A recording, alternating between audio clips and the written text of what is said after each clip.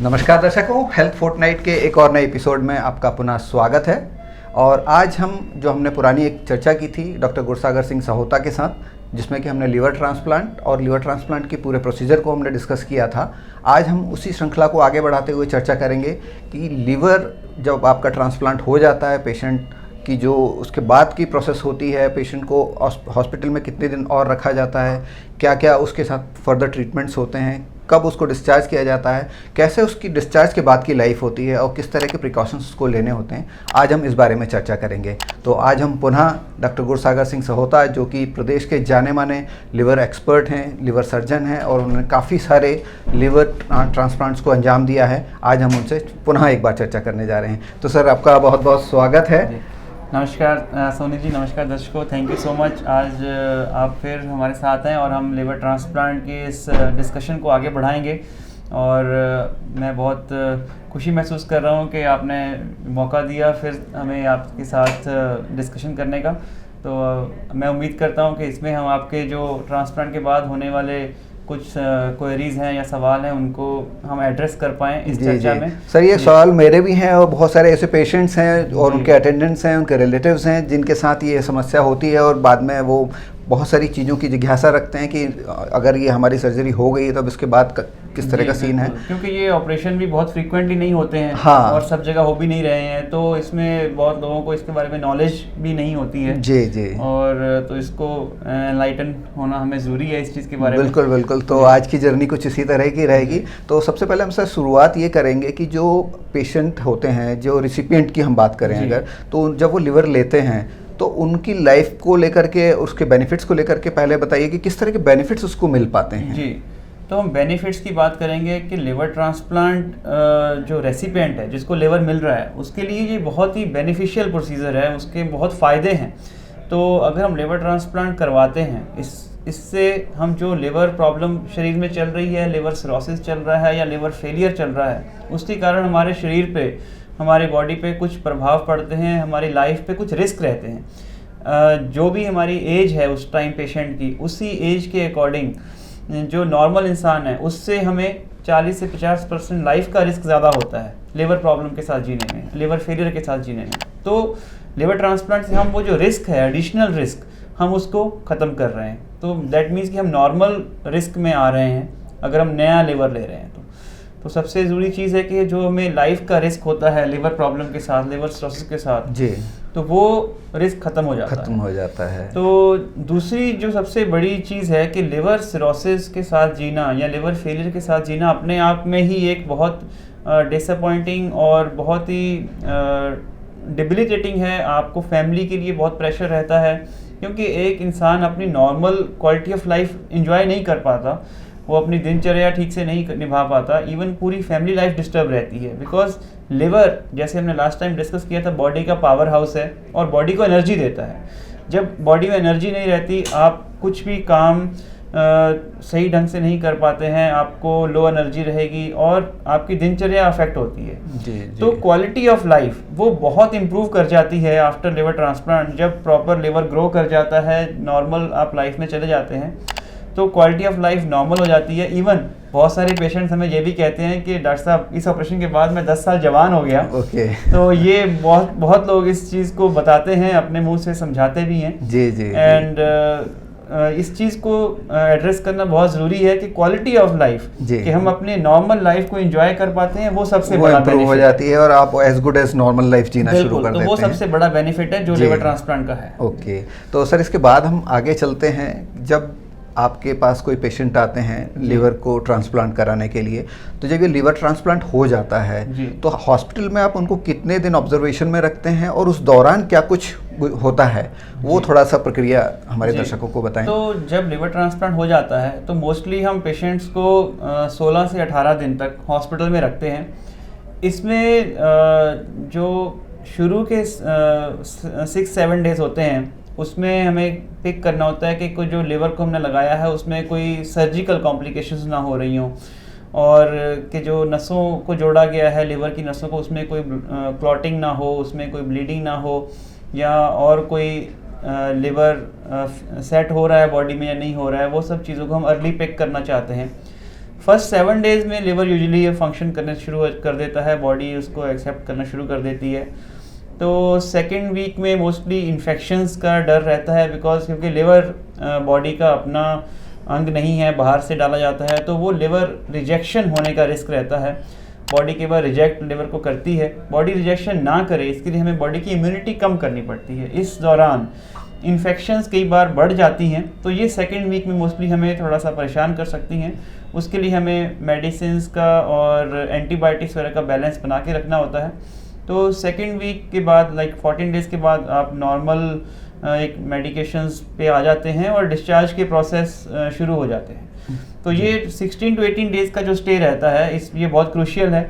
Mostly इसमें जो है पेशेंट की मेडिसिन की डोजेस बहुत बार मॉडिफाई की जाती हैं जितनी उनकी रिक्वायरमेंट होती है। जी, तो मतलब जैसा आप बता रहे हैं कि 16 से 18 दिन जो हैं बहुत ज़्यादा डेलिकेट डेज कह सकते हैं, जी। रहते हैं, ताकि उस दौरान आपका ऑब्जर्वेशन रहे, हॉस्पिटल स्टाफ आपके साथ रहे, सारी चीज़ों को आप मिनट टू मिनट ऑब्जर्व कर सकें और अकॉर्डिंगली अगर आपको क्या एक्शंस लेने हैं वो आप कर सकें। लिवर ट्रांसप्लांट में एक बहुत जो एक कंसेप्ट को माना गया है कि जितना इम्पोर्टेंट इसमें लिवर ट्रांसप्लांट ऑपरेशन है, उतना ही इम्पोर्टेंट इसमें जो रिकवरी पीरियड है वो उतना ही मायने रखता है। ऐसा नहीं है कि ऑपरेशन अगर बहुत अच्छा हो गया तो रिकवरी पीरियड में हम थोड़ा सा निगलेक्ट कर सकते हैं, या ऑपरेशन में कुछ प्रॉब्लम हो गई है तो रिकवरी पीरियड बहुत अच्छा कर लेंगे तो शायद इम्प्रूवमेंट नहीं। दोनों चीज़ें बैलेंस चलनी चाहिए जी, बिकॉज ये शुरू के 16 से 18 दिन सबसे क्रूशियल दिन होते हैं, इंक्लूडिंग डे ऑफ सर्जरी। तो जो लिवर ट्रांसप्लांट से कई बार हमें लाइफ के रिस्क भी होते हैं जो कि अराउंड 10% होते हैं जी।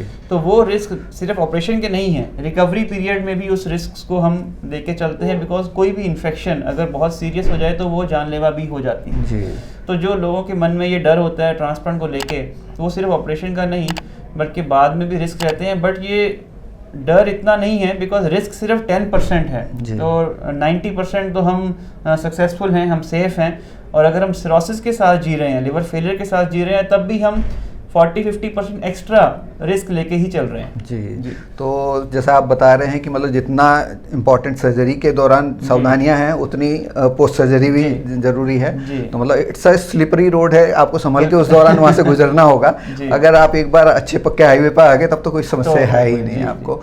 तो सर, जब आप पेशेंट को डिस्चार्ज कर देते हैं तो उसके बाद का ऑब्जर्वेशन किस तरह का होता है? उसके बाद आप किस तरह की बातें पेशेंट्स को बताते हैं जिनको अपनानी होती है? तो इसमें जैसे मैंने आपको बताया था कि सेकेंड वीक में इन्फेक्शंस के रिस्क रहते हैं, तो हम पेशेंट्स को जब हॉस्पिटल में ही रहते हैं पेशेंट, तब हम उनको सेपरेट आईसीयूज़ में ही रखते हैं और वहाँ का स्टाफ सेपरेट है जिसको प्रॉपर प्रिकॉशंस केयर समझाई गई है।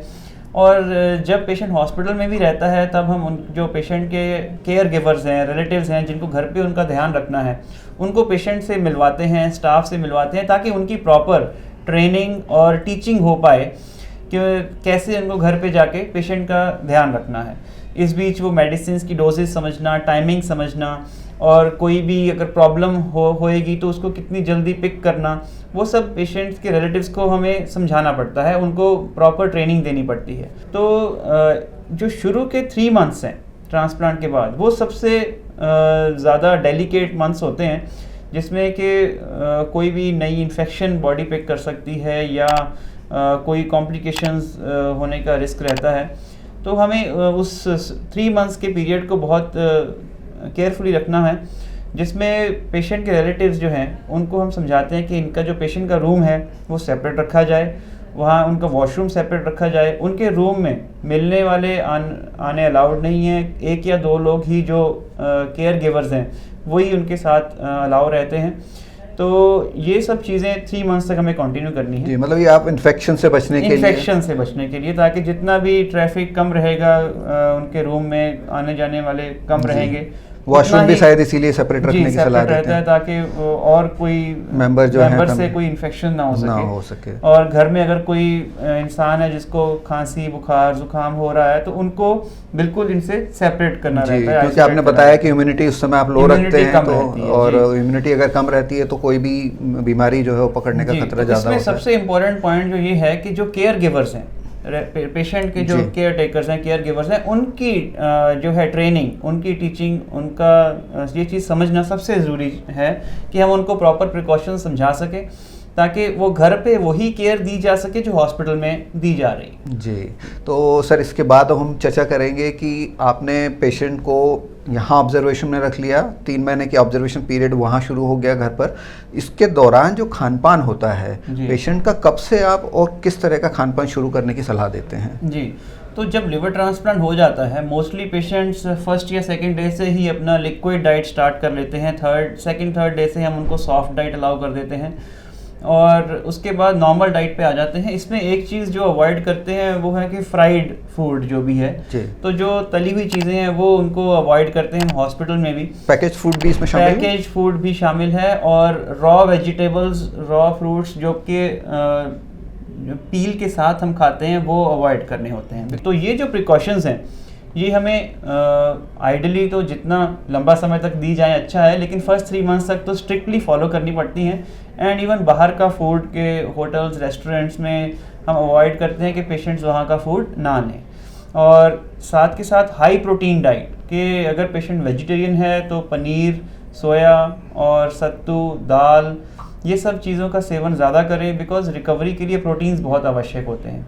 अगर नॉन वेजिटेरियन है तो eggs, non vegetarian food, meat, ये सब चीज़ें हम उनको प्रमोट करते हैं ताकि पेशेंट्स की रिकवरी बेटर हो सके।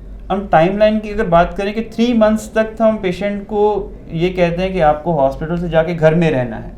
तो 3 मंथ्स तक एक तरीके से आपको आइसोलेट रहना है अपने घर में और आपको मिलना गिलना नहीं है किसी से।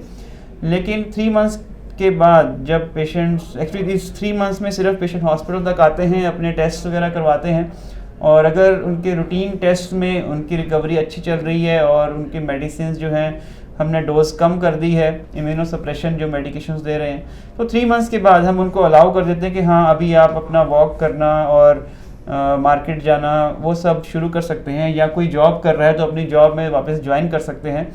बिकॉज तब जैसे मेडिसिन की डोज कम होती हैं तो रिस्क जो है इन्फेक्शंस कैच करने के वो भी कम हो जाते हैं। जी, थैंक यू। तो डॉक्टर साहब एक चीज़ और जानना चाहूँगा अब मैं कि अब जैसे आपने 3 महीने तक का प्रिकॉशंस और डोजेस और लाइफस्टाइल किस तरह की रखनी है आपने बता दिया, और उसके बाद आप कह रहे हैं कि अगर रिकवरी ठीक है तो आप उनको, पेशेंट को बोल सकते हैं कि नॉर्मल लाइफ में चले जाएं, अपने जॉब, जिनका जॉब है जॉब में जा सकते हैं, जिनका बिजनेस है वो बिजनेस ज्वाइन कर सकते हैं। तो उसके बाद के जो समय आता है उसमें किस तरह के प्रिकॉशंस मेंटेन करने हैं, और करने भी हैं या नहीं करने हैं? जी, तो देखिए प्रिकॉशंस तो हमें लाइफ टाइम ही ऑब्जर्व करने हैं। बिकॉज क्या होता है कि ट्रांसप्लांट के बाद जो मेडिसिन है इम्यूनिटी कम करने की, मोस्टली 3 ड्रग रेजिम हम यूज़ करते हैं, इसको ट्रिपल ड्रग रेजिमेंट कहते हैं।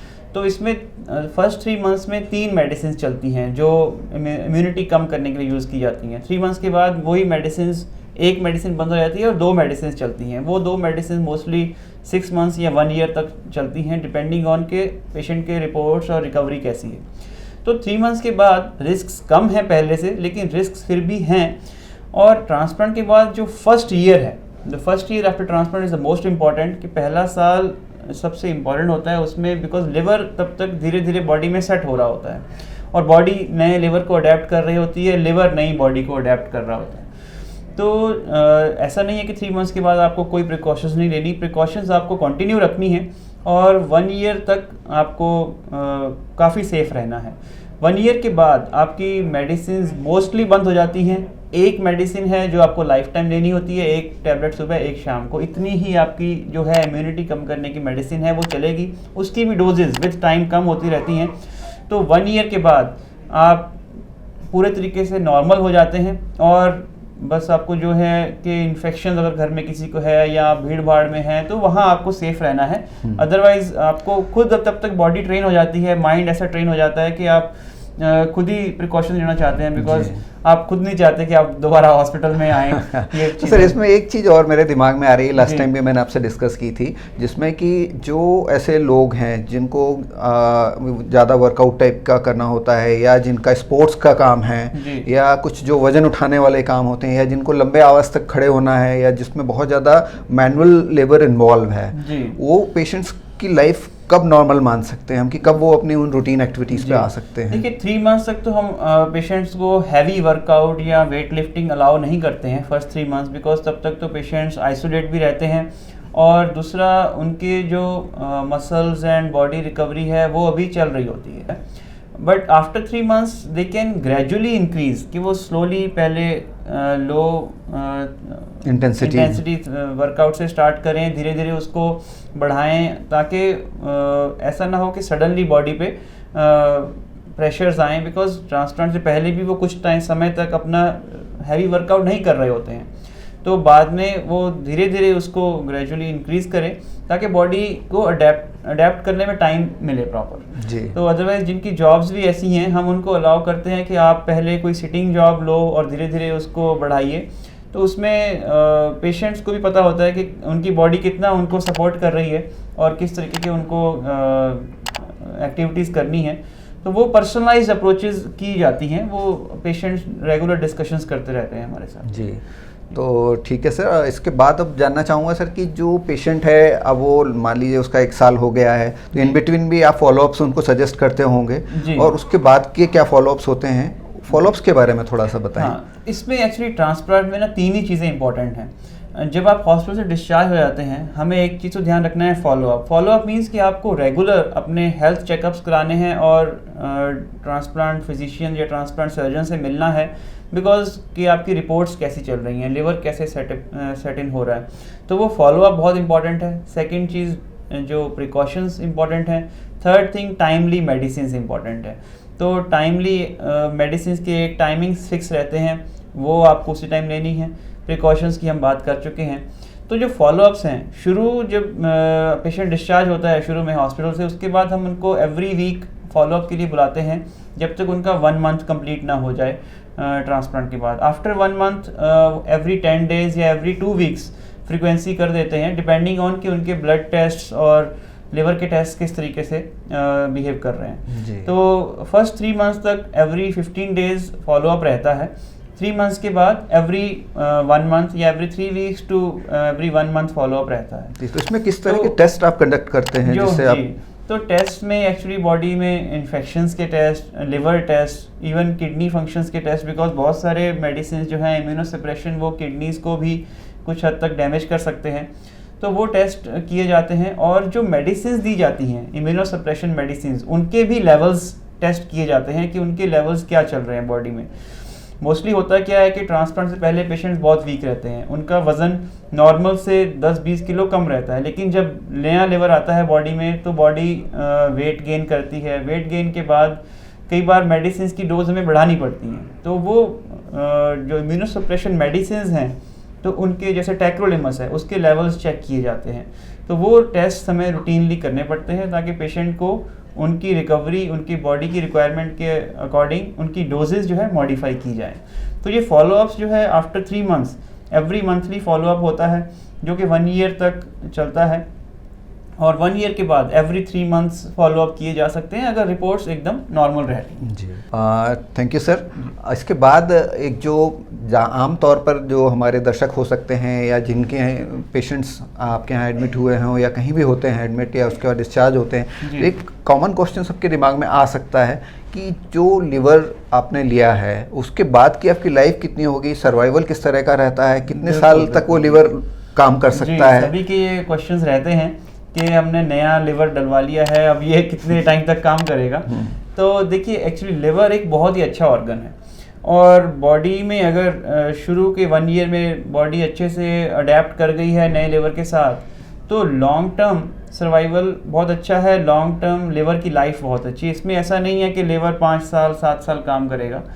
इवन जिन लोगों के 15-20 साल पहले भी ट्रांसप्लांट्स हुए थे, जब ट्रांसप्लांट इंडिया में शुरू हुआ था, इवन बहुत सारे पेशेंट उनमें से अभी बिल्कुल स्वस्थ हैं और नॉर्मल लाइफ जी रहे हैं। तो इसमें कोई इसकी वैलिडिटी नहीं होती कि लिवर की लाइफ 4 साल है 5 साल है। तो इसमें जितना एक इम्पॉर्टेंट चीज़ ये है कि जितना क्लोजली हम अपना फॉलोअप करेंगे, जितना क्लोजली कोई कॉम्प्लिकेशन है हम उसको पिक करेंगे, और जितना रेगुलरली हम ब्लड टेस्ट करते रहेंगे ताकि हम उस कुछ छोटी सी प्रॉब्लम है उसको एड्रेस करें, तो हम लिवर अपना नॉर्मल आपकी नॉर्मल लिवर की तरह बिहेव करेगा। ऐसा नहीं है कि उसमें कुछ प्रॉब्लम्स ज़्यादा होंगी as compare to normal liver. तो सर इसी में मैं एक चीज़ और जोड़ दूंगा, ये रेसिपिएंट के बारे में आपने बता दिया, तो डोनर है उसको लेकर के भी बहुत सारा लोगों के दिमाग में शंकाएं रहती हैं कि भाई मैंने अपना लिवर डोनेट कर दिया है, मेरा लिवर तो आधे से कम रह गया है। डिस्कशन बिल्कुल ही डिफरेंट टॉपिक है, बिकॉज डोनर्स का तो हम लिवर का 60-70% हिस्सा भी ले लेते हैं और डोनर्स का लिवर जो है वो पूरा ग्रो कर जाता है, रीजनरेट कर जाता है। उनका तो लाइफ पे कोई इफेक्ट ही नहीं है, उनका तो एकदम नॉर्मल लाइफस्टाइल बस यही आपसे सुनना चाहता था मैं कि जो रेसिपिएंट हैं उनकी तो हमने बात कर ली, लेकिन अक्सर डोनर भी चिंतित रहता है कि मैं डोनेट तो कर रहा हूँ लेकिन आगे मेरी लाइफ कैसी होगी। 3 मंथ्स के बाद डोनर्स की लाइफ जैसे 3 मंथ्स के पहले थी वैसी हो जाती है, बिकॉज लिवर 3 मंथ्स में पूरा रीजनरेट कर जाता है। इवन रेसिपिएंट्स का लॉन्ग टर्म लिवर भी नॉर्मल लिवर की तरह बिहेव करता है।